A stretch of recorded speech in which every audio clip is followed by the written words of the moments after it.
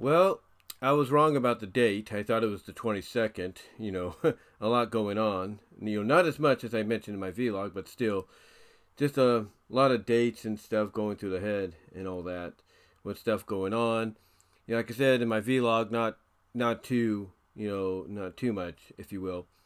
But yeah, X-Men '97, the soft continuation of the original series, debuted today, actually at midnight today, which is the norm for a lot of streaming shows to do. They basically make their debut at midnight. Go at midnight, the very start of the next day.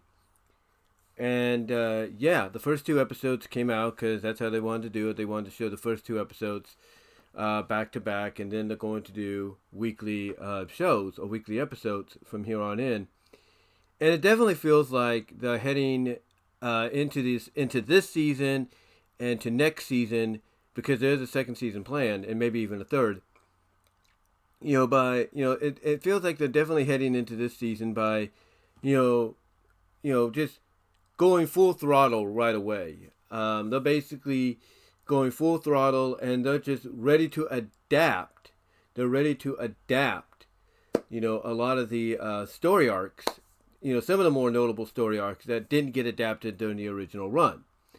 So one of them, of course, is Life Death, which is going to be a Storm-centric story because, of course, spoilers, towards the end of episode 2, Storm, she loses her powers thanks to the Executioner.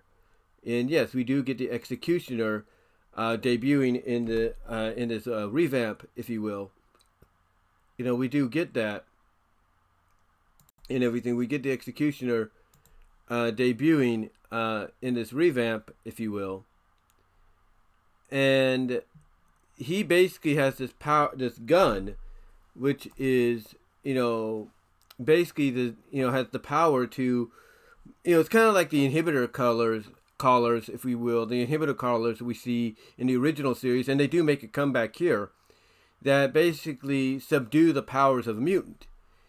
And we see that basically here, in this in this season, we see it. We see that weapon here in the season using that power, and it affects Storm. It affects Storm, and it causes her to lose her powers. It causes her to lose her powers. I had to switch something up here, but yeah. Basically, the Executioner makes his debut in the series finally, like I said, and uses this gun that has the same power as the inhibitor colors to blast at. Originally, he's going to blast at Storm, but not Storm, but he was going to originally blast at Magneto, but Storm, gets in the way, and she's the one that takes the blast, and she seemingly looks like she's lost her powers. Now,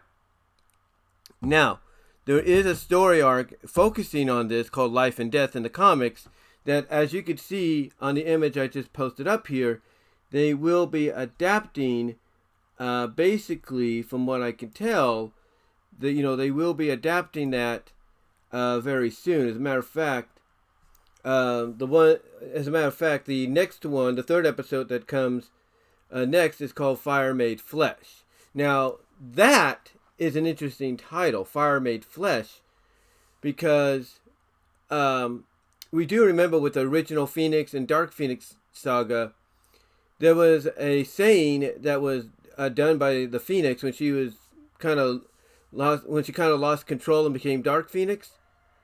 She said she was fire made flesh. So a lot of people after that episode,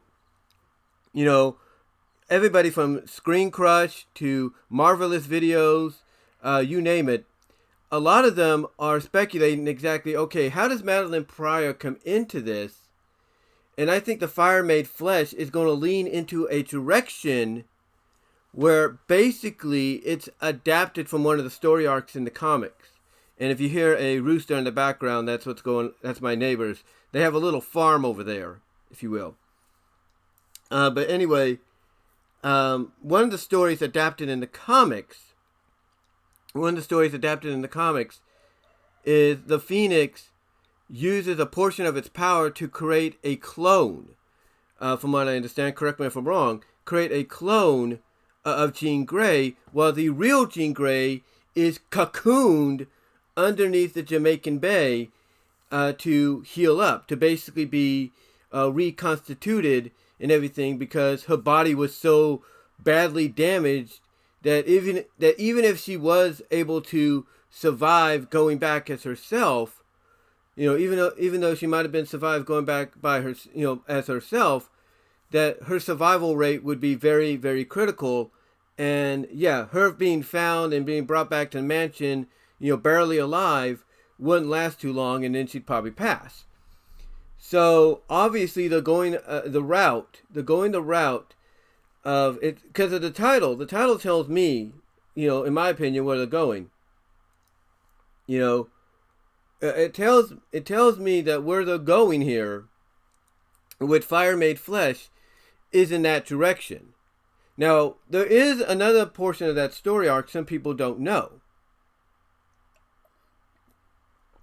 As I drink some coffee here. There is something that people don't know, and Marvelous Videos brought this up, Comic Book Cast 2 brought this up, Screen Crush brought this up, If Angry Joe, when he does his recap of it, brings it up. Basically in that story that I mentioned, in that original comic book story, it was the Fantastic Four that had discovered the cocoon underneath the Jamaican Bay.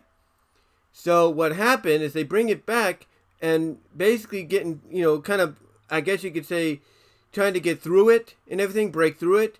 They discover that there's a woman in there, and that woman is Jean Grey, the actual Jean Grey. So my theory, and I will admit that I was kind of wrong in the 90%, it being Jean Grey, 10% it not being Jean Grey. I think 90% of it going to be Jean Grey for the rest of the show, for the rest of the first season. Well, the 10% that's not will be like out of the picture, or something's going to go on, or whatever. But anyway, basically in that story arc, like I said, the Fantastic Four discover that cocoon. They find out there's a woman in there, and it's Jean Grey. So my theory is they're going to take elements, because here's the thing. Here's the thing about some adaptations, all right? Yes, they will take, as they mentioned about Mutant Liberation Begins, which was the second episode, during the Magneto trial. They mentioned that they took word for word, panel for panel, and transitioned it, made it into the trial scene where Magneto's defending himself. Word for word and everything from the comic. Which is pretty cool. Which is pretty cool for them to do, because you always want to have that accuracy. If you're a true fan, a real diehard comic book fan, you want that true accuracy, laid out. You want that. And to me,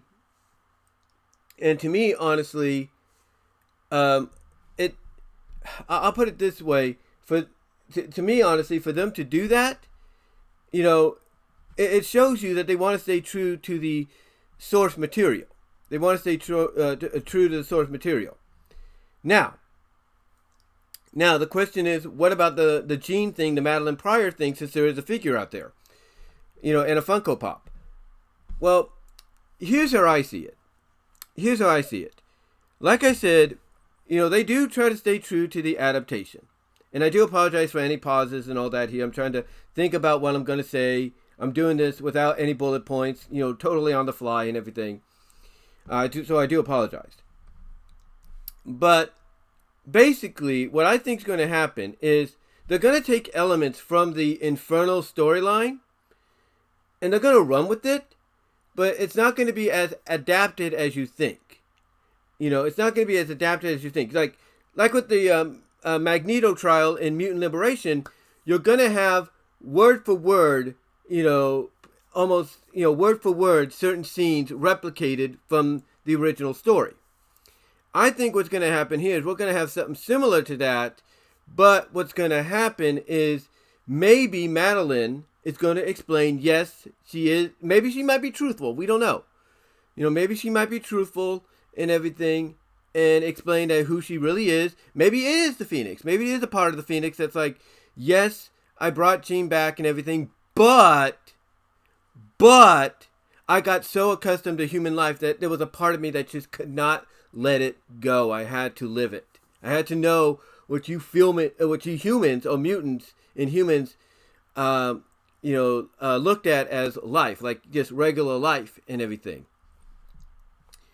I could see them, like I said, doing something like that to where if it is a part of the Phoenix still in her, she's going to explain, yes, I did help you guys restore Jean, but when she was in that crater, maybe Jean's body was so damaged that what she did was, well, in that crater, at the end of Dark Phoenix, she recreated Jean and a clone, and instead of bringing the real Jean up to be resurrected, she brought the clone up, which would kind of explain why it took, a part of each life force, if you will, to wake her up, to resurrect her.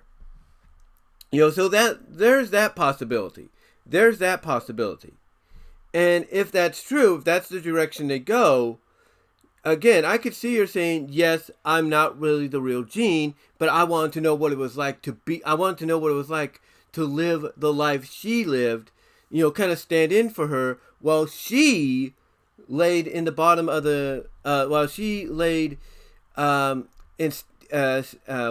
stasis, while she laid in stasis in a cocoon, hidden somewhere, like in the Jamaican Bay or whatever. Again, whether the Fantastic Four show up or not, we're not really sure. Or some kind of group shows up, like maybe Forge shows up and says, yeah, we found her crawling. We detected something here. We looked, we saw it was a cocoon, opened it up. Oh my God, it's Jean Grey. What the hell?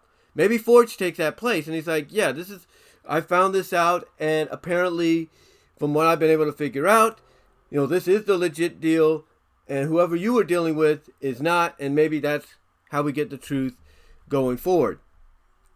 But I'll say this honestly. They are just coming out swinging here. They are just coming out swinging like it's nobody's business. Because, you would think, and even Grace Randolph said this when she reviewed it, at the end of her review, she said she basically alluded to the fact that, she believed that, they would have used a character like Sunspot, who we do get introduced to here in the first two episodes, who Jubilee does take a liking to. Even Grace Randolph is like, you would think they would use him as sort of the viewer's interpreter, if you will, point of view and reintroduction to these characters. And, I have to agree. You think they would probably do something like that, but they didn't. They didn't. But they do, in my opinion, leave it off with Sunspot and Jubilee on the idea, in the fans' point of view, that he will be back, as with Storm. Because Storm, after she loses her powers, she leaves because she's now a regular person again. But we all know, because she's in the advertisement, you don't just do things like that and everything and not have her come back. We know that life and death might be where she comes back, and very slowly she'll get her powers back, which I would assume will be in life death, or will be in either Bright Eyes, or might be Tolerance is Extinction. Tolerance is Extinction, the three-parter. So I'm looking at the end of Life Death Part 2, or Bright Eyes, or even, and that was just a notification I got on my computer, I do apologize. But you would think, basically, not think, but I got a little distracted there. Hold on, let me pause this for a second. Okay, sorry about that. That notification threw me off, but like I said, I got a feeling, as I was trying to say before I got distracted there, I've got a feeling that Life Death might be where she gets her powers back, maybe Bright Eyes, but at the latest, I think it would be Tolerance is Extinction, because if you got another season planned and she's going to be involved in it, you cannot have her involved, without her powers. Now, yes, they might go the Queen of Knives direction with her, and that's fine, but I think that'll be only temporary. But, and again, it might be one of those adaptations that's not fully adapted. I don't think it'd be fully adapted. and only parts of it will be adapted, because I don't think Disney's going to be like, okay, let's have her throw knives now, that and everything. I don't think that's what's going to happen. I think she's going to get her powers back by the Life Death episode, which is scheduled to come out on April 17th. So almost a month from now, she's going to get it, or she might get it within a month, or get her powers back within a month, which would be April 24th. That's what I'm looking at. That's what I'm looking at. But yeah, like I said, they're just coming out boom, boom, boom right off the bat. But here's what's interesting, though. Like I said, they're gonna have to explain how we have two Jeans. Are they gonna go to Madeline Pryor, Mr. Sinister route, or as the title of next week's episode indicates, could they be going down the route of the storyline where the Phoenix created a doppelganger of Jean, while the real Jean healed up in a cocoon? I'm just wondering, because in the comics, the Nathan Summers that gets born, he's the son of Madeline Pryor and Scott Summers, not Scott Summers and Jean Grey. So it's going to be very interesting to see what they do here. It's going to be very interesting to see what they do here, because a lot of people are hooked. They're definitely going to tune in next week, but you can't tell me there aren't some people being like, because I even think, hold on for a sec. Well, I go to my histories here. Even Comic Cast, they titled the video they did on this 7 hours ago or 8 hours ago. They titled the video X-Men 97 Major WTF What the Fuck Moments Change Everything. That's basically, they looked at it. It's, they looked at something like, Storm losing her powers, and now there's Jean, the real Jean, coming back, apparently, as it's being noted, coming back. They're wondering, like, what the fuck, right? Like, how did this happen? There's got to be an explanation. And again, they'll either go the route of, okay, she was, the Jean we've been dealing with being pregnant is a Sinister, is Madeline Pryor, a clone created by Sinister, or it's a clone created by the Phoenix to stand in for the real Jean, while the real Jean healed up within a cocoon underneath the waters of the Jamaican Bay or something, or whatever the case may be. So we'll see what happens. We'll see what happens. But, here's what's crazy, though. Here's what's crazy. Again, people are hooked, they're excited and everything, but they're also wondering, okay, how are you going to explain this? Because to some people that are fans of the original cartoon but never read the comics, and are glad the 97 is continuing things, you can't tell me that they're not going to question and wonder, okay, how the fuck did this happen? How the fuck did this happen? Because, they'll look at the fact that, okay, maybe there are several answers. Like, when Jean and Scott got captured at the beginning of season 2 by Sinister, he took this tentacle thing and, I guess you could say, extracted something from them in the form of a pill. Now, some people could say, looking back then, that pill represented blood. So maybe that's what happened. He extracted the DNA, used Jean's DNA to test things out, created the Madeline Pryor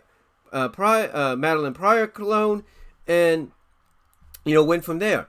Or some could say that when Jean got captured individually in the finale, that basically that's when she could have been cloned. That might be true too, and that's the second season finale. But you had Charles Xavier there, so how did that happen? Did that happen before Charles got captured?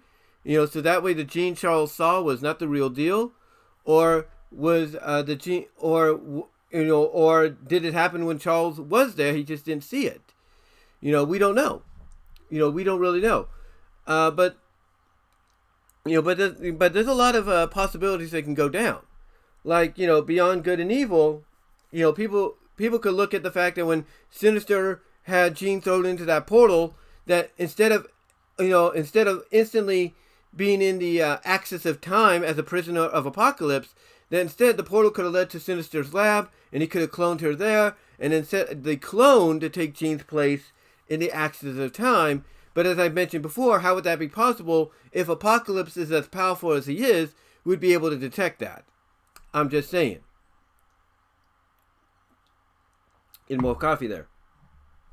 I'm just saying, how would that be possible? You know what I'm saying?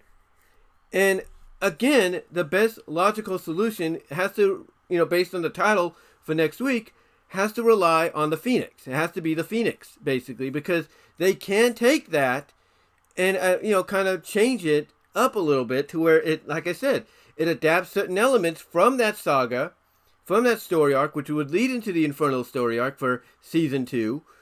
Or, they could just take elements here and there and, make things their own.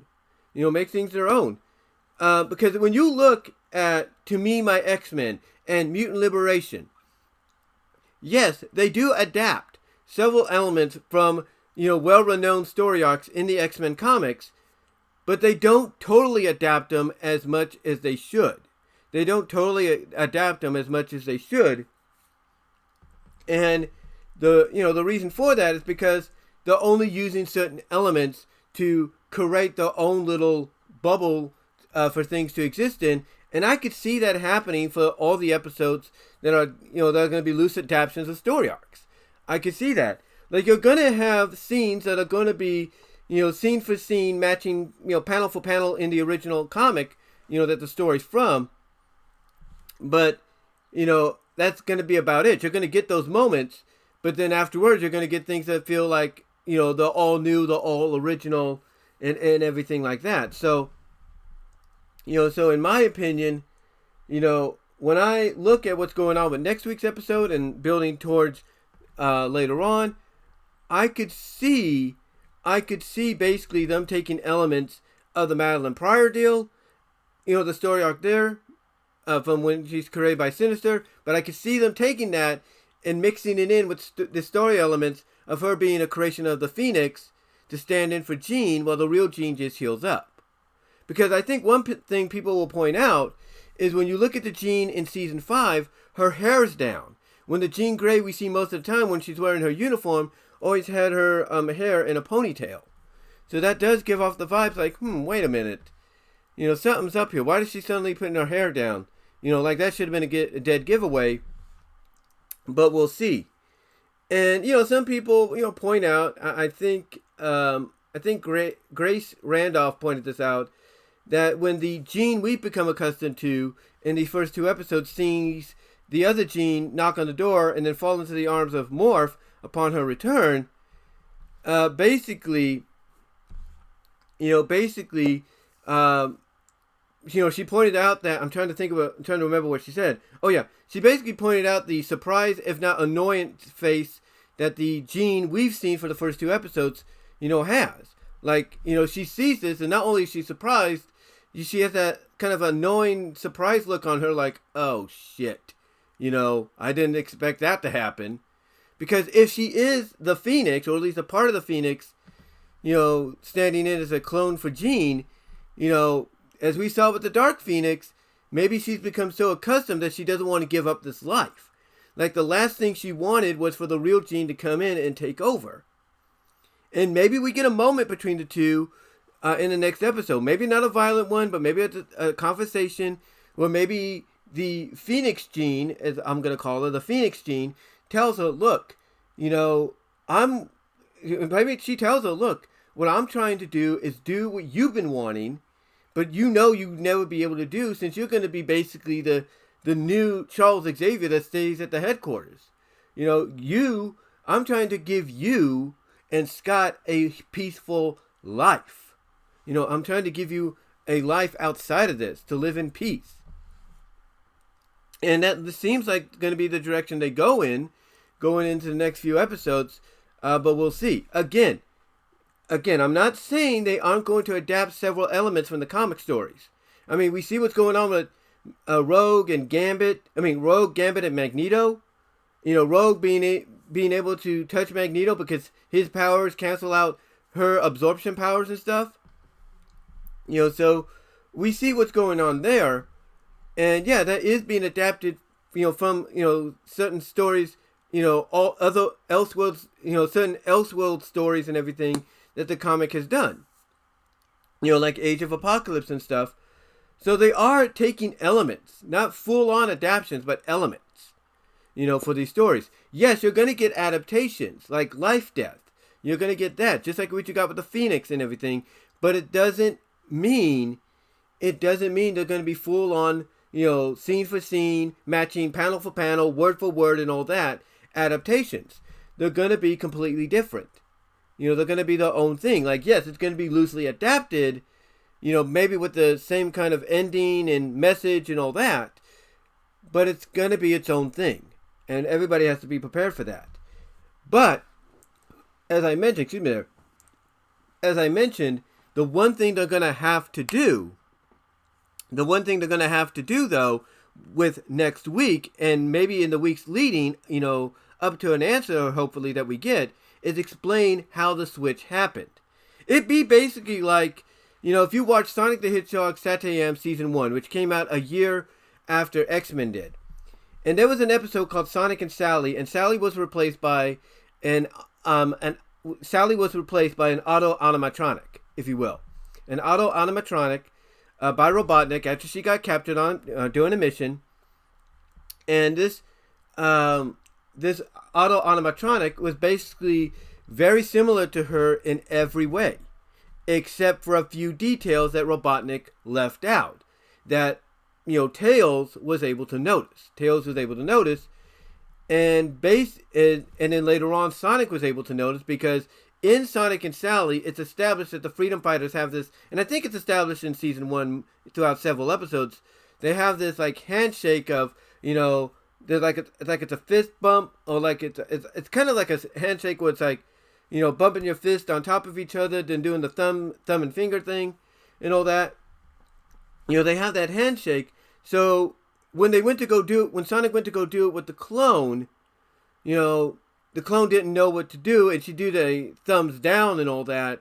And then that's when Sonic caught on, been like, hey, Tails is right. You aren't really Sally. Who the hell are you? And only to basically, find out that she was, a fake. She was a phony. She wasn't the real Sal. She was an auto-animatronic. I mean, even Rotor said that, man, Robotnik is good. She had basically you had Rotor, who was basically in the place of Tails at that time, the inventor, the mechanic and all that. He's like, man, Robotnik is good. She fooled everyone. And Sonic's like, except Tails. Because again, there were certain elements that Robotnik didn't program into her to make her fully undistinguishable from the real deal. Now, the reason I bring this up is, imagine at the end of that episode, when Sonic goes and rescues the real Sally and everything, that, basically, later on we find out that real Sally is not the real Sally. That instead it's another auto-animatronic, but this time created maybe by Snively, to where she's totally undistinguishable from everybody else, because she knows the handshake, she knows the stories and things, to do with Tails and so on. So imagine that the Sally we see get rescued, and even Robotnik thinks the real Sally getting rescued is not, and we find that out later on. It's like, you got to explain, how did that happen? How did that switch happen again to where, this time she's completely undistinguishable? It's kind of like in the Archie comics when they did the Princess Sally miniseries. With the exception of the purple vest, which a lot of fans should have caught on to, but obviously we're thinking, okay, it's the miniseries and all that, and, maybe they're making her switch vest out and everything to, make the series, kind of its own thing, because that's what a lot of, things do. It's like a certain character gets their own miniseries or something, and they have a different kind of outfit that's basically the same as the original, but it's like a different mix of colors or a different design or whatever.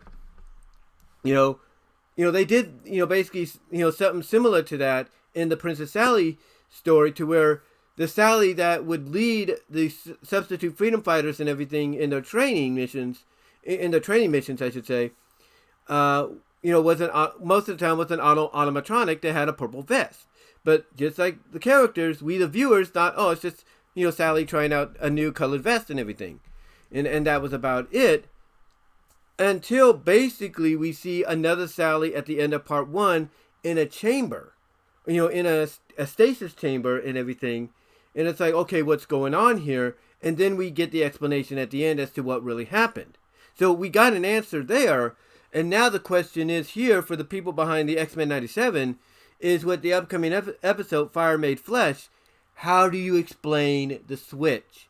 How did we get that? How did we get, the gene we got that we became accustomed to from basically, I would assume, the end of season 3 all the way to season 5? How do we, how do we get an explanation to that? What's the answer? Like, what are you going to tell us? Like, what are you going to adapt from the certain story elements that could explain the switch, and kind of make them into your own?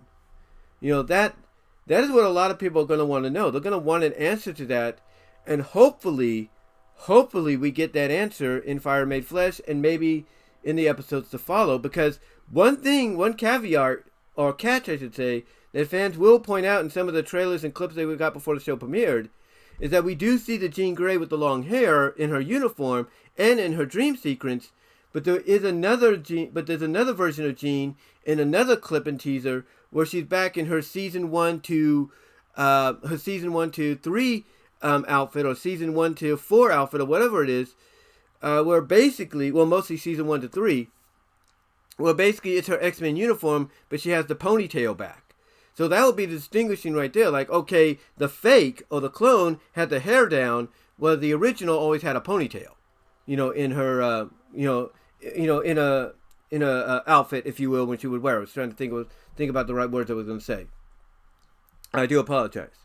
Like I said, this is on the fly. It's unscripted, But anyway, they got to give an explanation. They have to, because if they don't give a good explanation, all the goodwill they're building up right now with these first 2 episodes could go right out the window. So hopefully they have something planned. And again, I think what they're going to do is they're going to take elements from both storylines and mix them together to give us an explanation.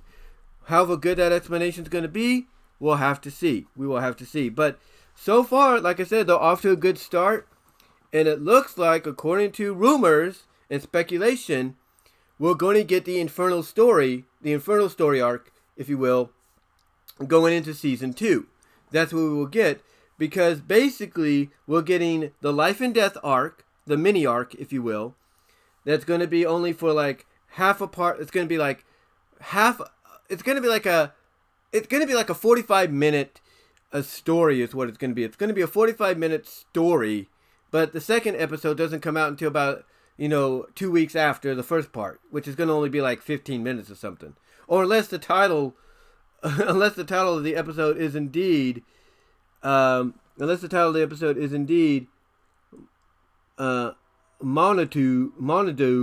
and Life and Death. Unless that's the episode, and it's a part 1, we'll have to see. But I'm looking forward to the rest of it.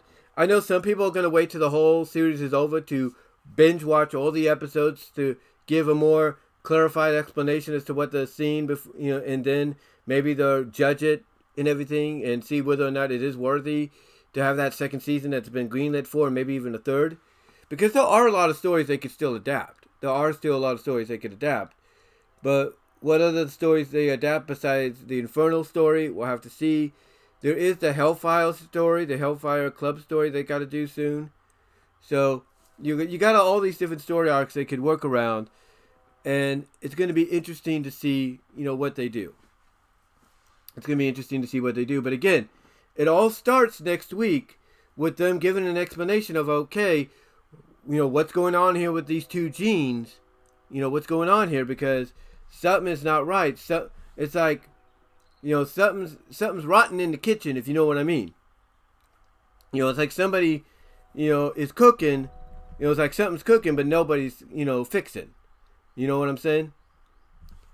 So hopefully we'll get a good explanation, because again, when I look at something similar, not identical, but similar with the Sonic and Sally episode from season 1 and everything, and then of course the Princess Sally miniseries, at least we got answers there as to why the Sally and Sonic and Sally was different. We knew as viewers why, and Tails figured out why. And then in the miniseries of Princess Sally, we kind of had an idea, but not really until the end. Until we got pretty much the answer at the end. But like I said, if you look at that Sonic and Sally episode, it'd be like if they took that ending we got to where even Robotnik got upset that the real deal got rescued, not realizing that that real deal that got rescued was another animatronic, this time created by Snively, to almost an undistinguishable perfection, being ideal to the real deal of Sally, for, tit for tat, if you will. But, but thankfully they never did that. But again, it would be like if they took something like that and let's say with, Team Season, the people working on the Season 3 project, they decided, okay, let's go that direction, because that would be a huge twist and turn nobody would see coming. You know what I'm saying? But they can't, because pretty much we already got our answer there that, oh, it is the real Sally. But again, things could change. Things could be twisted up, switched up, if you will. And, hopefully, and the thing is, hopefully we'd get an answer. And I think we would. But, again, I'm not trying to say it's identical. I'm just saying it's similar traits. And now, hopefully, like I said, the people behind X-Men 97, the original crew and new crew, give us some good explanations as to what's going on. And we'll see what else they come up with. Again, the Magneto Rogue situation along with Gambit, that's going to be interesting. The Sunspot Jubilee thing's going to be interesting. The Storm getting her powers back, because she's going to get her powers back. Let's be honest, she is. It's going to be interesting. It's going to be all kinds of fun. And of course, Bishop being there, obviously he's going to go back to his time because apparently his time ban is broken, so he can't go back. But I think that's going to get fixed, and he will be able to go back before you know it. And again, how they explain, Jean being cocoon and being brought out of that cocoon, if that's part of the storyline they go with, or mixing it in with the Sinister Prior deal, how they do that, it's going to be interesting. Whether they bring in the FFs, if you will, the Fantastic Four, or it's Forge that takes the place along with X Factor, we'll have to see. But let me know what your guys' thoughts are. Let me know how you feel about all this so far in the first 2 episodes. What explanation do you think we're going to get for the double gene situation? Do you think it's going to be a hybrid, a mixture of both arcs, if you will? Probably leaning more towards the Phoenix side of things. What do you think about the Storm situation? When do you think she'll get her powers back? Do you think she'll get her powers back at the conclusion of Life Death Part 2, or in Bright Eyes, or in the season finale? And what are your thoughts on the whole Gambit Rogue Magneto deal? And what other big twists and surprises do you think legitimately, not trolling guys, not trolling, but legitimately do you think we'll see in Season 1 as we approach Season 2? And do you think Season 2 will start off with the Inferno story, which everybody's speculating that we'll probably get going forward? But yeah, let me know what your thoughts are, guys. Love to hear from each and every one of you on this. I'm going to look forward to watching the rest of this. And yeah, just let me know what your thoughts are, because there's a lot of twists and turns here I don't think anybody expected. But hopefully, again, we'll get some straight up answers. And, we'll just go from there. Because, again, you can't do something like with the Gene scenario and not give us a legit answer and everything. And maybe have, some kind of explanation. Like, what's going on, Because, again, Grace Randolph basically said it best. It's like you see that look on the other Gene, looks like a surprised annoyance face. Are we going to get them talking to each other? And maybe that Gene explains, hey, what I was trying to do is get you away from this because you do not need to be here anymore. It's like, there's no reason for you to be here. You need to be living on your own. But maybe we'll get that answer. Maybe we won't. Who knows? Maybe they work together. Maybe this Gene is like, okay, look, I know you're back, but I'm going to stand in for you because you need to heal up still. And then when you healed up, I'll take my leave and I'll go. But we'll see. We shall see what happens. We shall see what happens. But it's going to be interesting. It's going to be fun. It's going to be interesting. It's going to be fun to see. And it's going to have a lot of people talking. It's going to have a lot of people talking. I can tell you that. And it's definitely living up to having the ability of TV-14, because a lot of the elements we got here, blood and stuff like that, is definitely TV-14, or at least close to it. But give me your thoughts, guys. Love to hear from each and every one of you on this. And until next time, I'm out.